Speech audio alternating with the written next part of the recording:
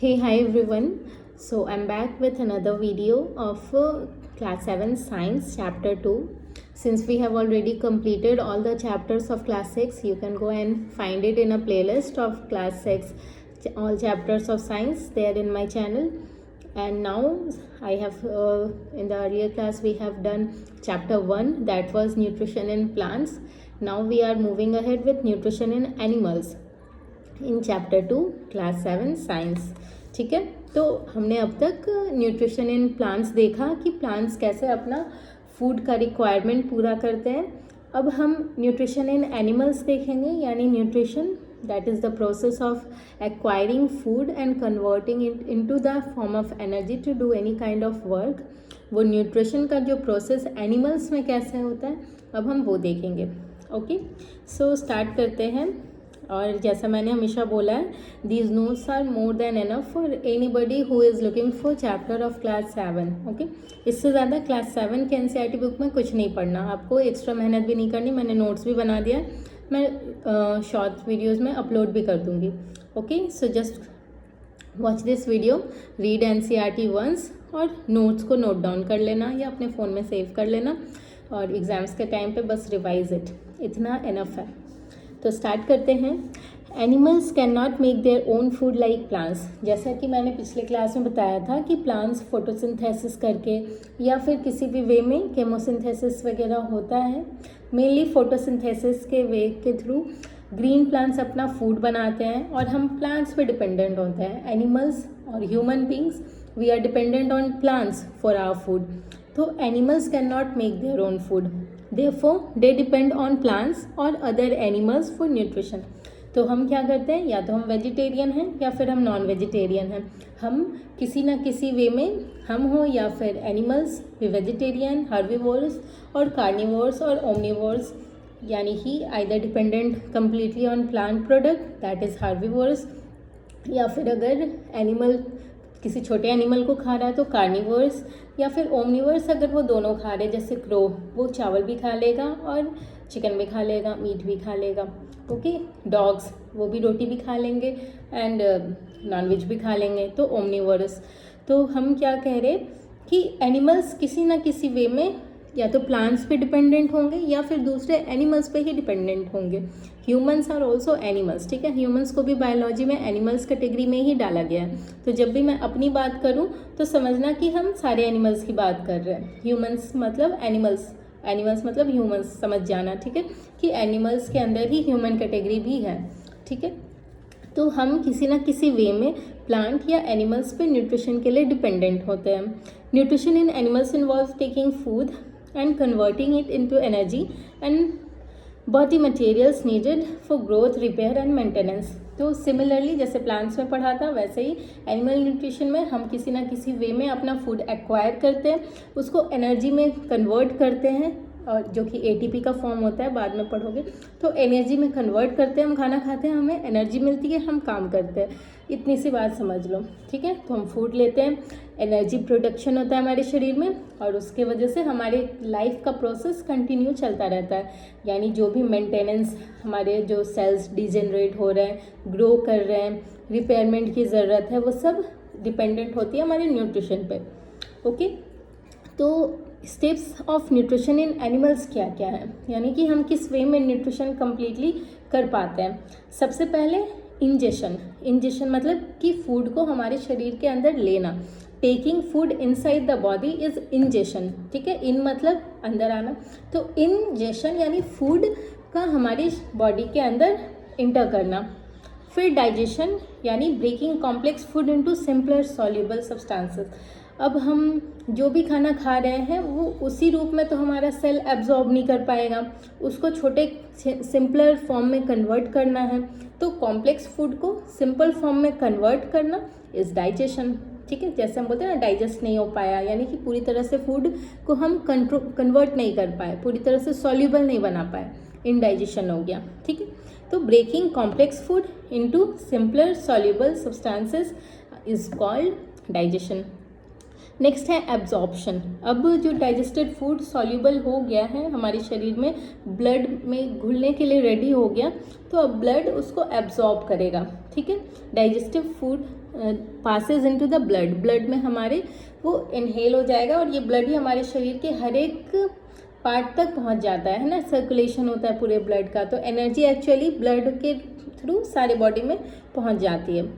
Assimilation, अब जो blood हमारे शरीर तक आया है एनर्जी वाला, तो cells use absorb nutrients for energy and growth, उसमें से अब एसिमिलेशन यानी कि इस लिक्विड में से हमारा जो एनर्जी है उसको यूटिलाइज कर लेना, न्यूट्रिएंट्स को यूटिलाइज कर लेना, एब्जॉर्प्शन, और फाइनली जो वेस्ट मटेरियल बन गया वो ईजेशन, ईजेशन मतलब बाहर निकल जाना शरीर से।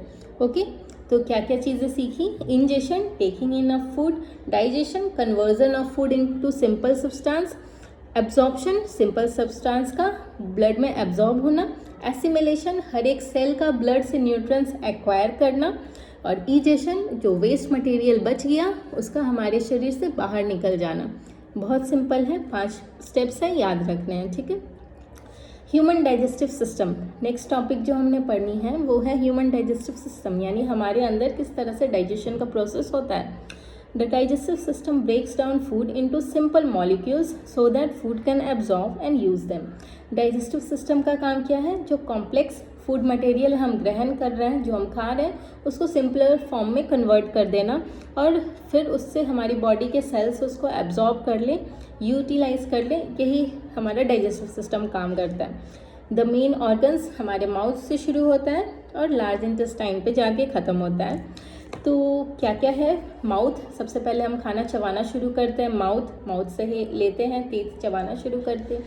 इसोफेगस, अंदर फूड पाइप होती है जो खाना को नीचे लेके जाता है, उसको इसोफेगस बोलते हैं, ठीक है। अगर डायग्राम मैं यहाँ पे मैंने जो डायग्राम यहाँ पे लगाना है आप उसको देखना, ठीक है, डाइजेस्टिव सिस्टम का।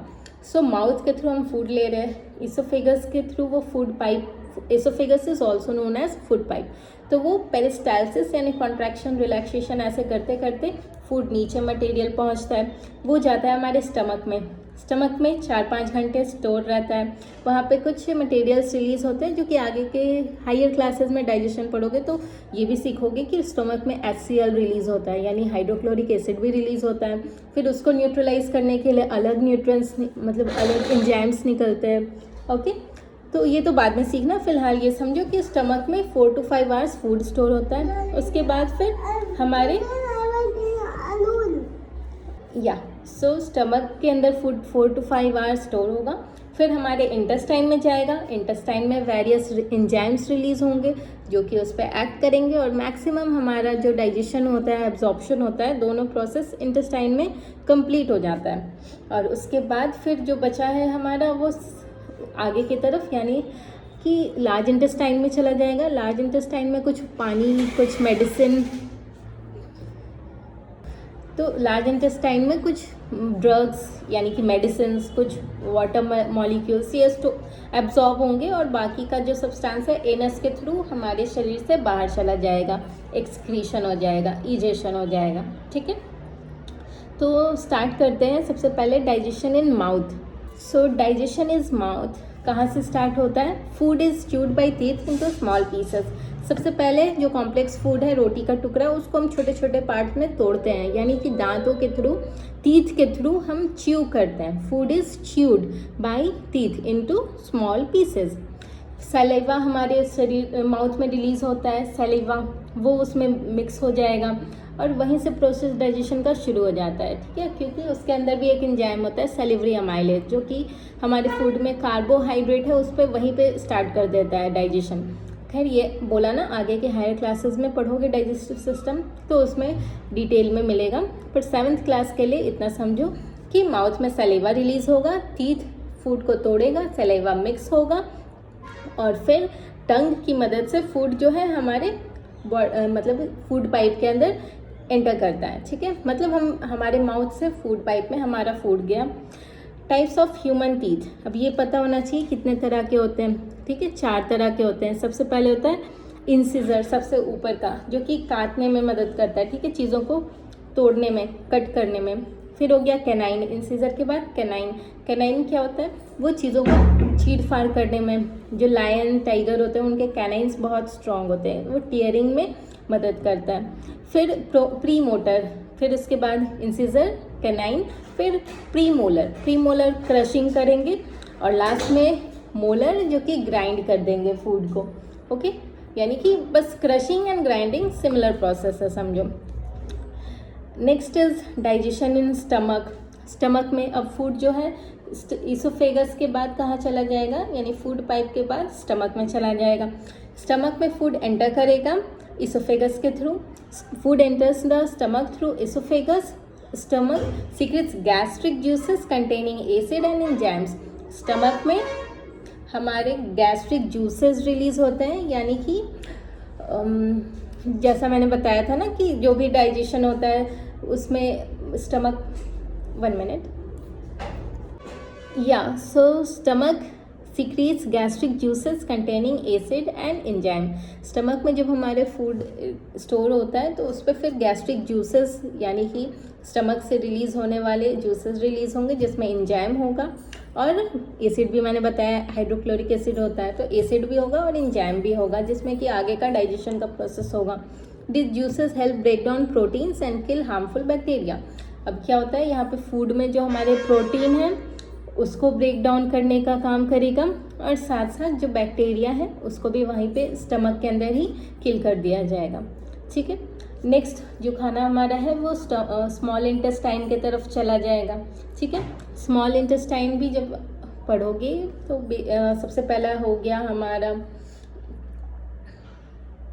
डुओडेनम, इलियम, जेजुनम, ये चीज़ें बाद में पढ़ोगे। फिलहाल इतना समझो, स्मॉल इंटेस्टाइन में most digestion is completed in the small intestine. जो हमारी स्मॉल इंटेस्टाइन कहने की स्मॉल इंटेस्टाइन है पर बहुत लंबी होती है। ठीक है, बहुत स्मॉल एरिया में बहुत ज़्यादा अमाउंट में वो मतलब कंपैक्ट रूप में हमारे शरीर में प्रेजेंट होते हैं। Most digestion is completed in the small intestine में ज़्यादा से ज़्यादा डाइजेशन हमारा हो चुका होता है। Liver produces bile which helps digest fat. एक लिवर भी है हमारा लार्जेस्ट ग्लैंड, उसमें से बाइल जूस निकलता है। याद रखना, बाइल जूस कौन निकालता, लिवर निकालता है। अब बाइल जूस जो है वो हमारे फैट पे जाके एक्ट करेगा। कार्बोहाइड्रेट कहाँ मैंने बोला था, माउथ में स्टार्ट हो जाता है। प्रोटीन कहाँ बताया था, स्टमक में जाके प्रोटीन का डाइजेशन होने लगता है। और फैट कहाँ, तो जैसे ही हमारे स्मॉल इंटेस्टाइन में गया वहाँ पे लिवर से बाइल जूस आ गया, तो वहाँ पे फैट का भी डाइजेशन हो रहा है। पैंक्रियाज सीक्रेट डाइजेस्टिव एंजाइम्स, साथ साथ पैंक्रियाज है, ये पैंक्रियाज भी कुछ एंजाइम्स निकालते हैं जिनको पैंक्रियोटिक जूस वगैरह भी बोलते हैं हम। Finger like projections called villi absorb nutrients in the blood. अब जो फिंगर जैसे ये पिक्चर्स होते हैं, मतलब ब्लड जो हमारे आर्टरीज, वेंस होते हैं ना, जो नसें होती हैं हमारी जो ब्लड कैरी करती हैं, उनमें फिंगर लाइक प्रोजेक्शन होते हैं। वो सारे के सारे जो न्यूट्रिएंट्स हैं उसको ब्लड में एब्जॉर्ब कर लेते हैं। ये है एब्जॉर्प्शन वाला प्रोसेस। ठीक है, हमने क्या सीखा, इंजेशन, डाइजेशन, एब्जॉर्प्शन। अब कहाँ जाएगा, एसिमिलेशन। एसिमिलेशन में क्या होगा, तो अब हर एक सेल उसको इस्तेमाल करेगा। फाइनली इजेशन, जो वेस्ट है उसको छोड़ दिया जाएगा शरीर से बाहर निकलने के लिए through the process of excretion. Large intestine, large intestine में water is absorb from undigested food. जो बचा कुचा खाना है उसमें से पानी एब्जॉर्ब हो जाएगा। Remaining waste becomes faeces and is remove from the body. जो फाइनली वेस्ट बच गया, जिसको फीसेस बोल रहे हैं हम, वो हमारे शरीर से बाहर चला जाएगा। Digestion in other animals, last topic इस चैप्टर में पढ़नी है कि अलग अलग एनिमल्स में फिर किस तरह का डाइजेशन होता है। Ruminants such as cow chew curd and have 4 chambered stomach. Ruminants क्या होते हैं, रूमिनेंट्स ऐसे एनिमल्स को बोलते हैं जो कि आपने देखा होगा कि काउस, बफेलोज खाना नहीं भी खा रहे तो वक्त के साथ उनके अंदर खुद ब खुद मतलब चबाते रहते हैं, चीज़ों को स्टमक में डालते हैं, फिर वापस से माउथ में लाते हैं, फिर चबाना शुरू करते हैं। ठीक है, तो ऐसे एनिमल्स जैसे काउ या बफेलो, ये सब च्यू करते हैं कर्ड को, अपने फूड को, और उनके स्टमक में 4 चैम्बर्स होते हैं। जैसे मैंने बोला ना 4 चैम्बर्स है, यानी कि फूड जितना अभी काम है उसको वो च्यू करते हैं, बाकी सब स्टोर हो जाता है अलग अलग चैम्बर में, और जब ज़रूरत हो तो वापस से फूड को अपने माउथ में लेके फिर से वो डाइजेशन का प्रोसेस शुरू कर देते हैं। ये स्पेशलिटी होती है काउस, बफेलोज की, रूमिनेंट्स की। Grass is partially digested in human and later chewed again. ये क्या है कि जो हमारा जो भी घास है जो वो खा रहे हैं, वो आधी आधी डाइजेस्ट होती है, पार्शियली डाइजेस्ट होती है रूमेन में, और फिर बाद में फिर से वो चबाते हैं। Some animals like amoeba digest food inside food vacuoles. अब लास्टली अमीबा जैसे जो यूनिसेलुलर बहुत छोटे माइक्रोस्कोपिक ऑर्गेनिज्म हैं, उनके अंदर फूड वैक्यूल्स होता है, एम्प्टी स्पेस होता है जिसमें फूड चला जाए। अमीबा क्या करते हैं, सूडोपोडिया बनाते हैं, मतलब चीज़ों खाना को बनाने के लिए फिंगर लाइक प्रोजेक्शन करेंगे, खाना अपने अंदर लेंगे, फूड वैक्यूल में जाएगा, वहीं पे डाइजेशन हो गया, वहीं पे एब्जॉर्प्शन हो गया, एक ही सेल में सब कुछ हो गया यूनिसेलुलर ऑर्गेनिज्म में। बहुत सिंपल प्रोसेस, लेकिन होगा वहाँ भी डाइजेशन, वहाँ भी होगा। ऐसा नहीं है लिविंग ऑर्गेनिज्म है तो लाइफ प्रोसेसेस होंगे। लाइफ प्रोसेसेस में क्या होता है, डाइजेशन हो गया, रेस्पिरेशन हो गया, सर्कुलेशन हो गया, एक्सक्रीशन हो गया, ठीक है, जो भी चीज़ें। तो आई होप अभी ये चैप्टर तो क्लियर होगा। बहुत सिंपल सा चैप्टर है, इसको 1-2 बार पढ़ लोगे तो आई होप कि आप समझ गए होगे। और एक बार एनसीईआरटी पढ़ लेना, ठीक है। और we will meet in another video. Take care. Bye.